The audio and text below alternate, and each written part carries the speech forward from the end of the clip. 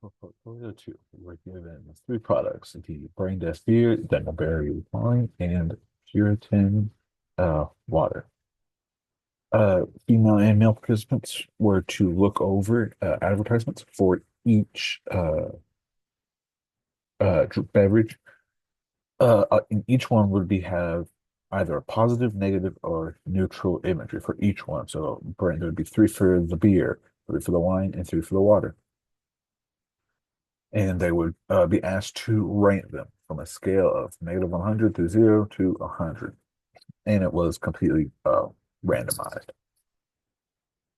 So after being given the data set, you then copy and paste it, or you can enter it manually, which will take some time, but you enter it into SPSS, where each one of these will be its own row with each participant. So each person ranks the same one throughout the entire thing.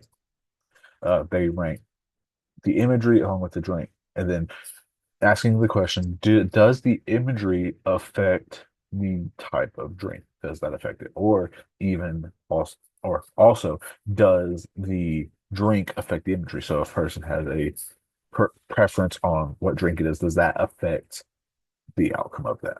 So going to analyze to generally analyze repeated measures. You will add all of the levels. So there are for drinks, there's three levels. There are three types of drinks. Then imagery, there are three types of imagery.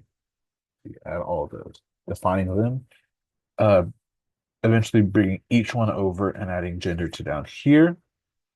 There's nothing to do for these for plots. You can make a plot if you wish. Nothing for post hoc.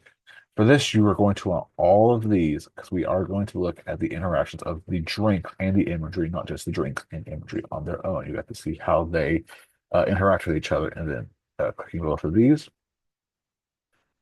Once you get that, you will have your output.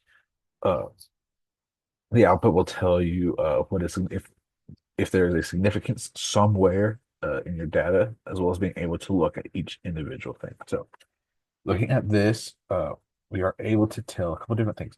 One is that we can tell that there is a significant interaction on imagery as well as the drinks and imagery, seeing that's how it is the less than 0.001.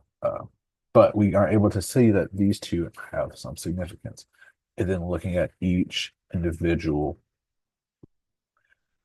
thing. So we can look at drinks through here at the means of the individual drinks. So like the beer, the wine, the water, look at the interactions and the meanings of all of those. So as the imagery, positive, negative, and neutral imagery. And then even see the uh, each one, how the imagery affects the drink and all of that. Then a graph can be made to display the means of each of the beverages, each one. So once all of that is done, we can then have a open up the Word document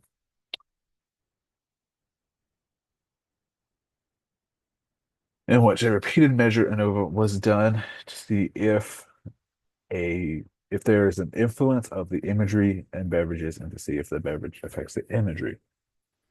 So reporting everything that, and we do see that there is an effect of the imagery on the beverage that our data displayed. And then adding in your graph was the no at the end.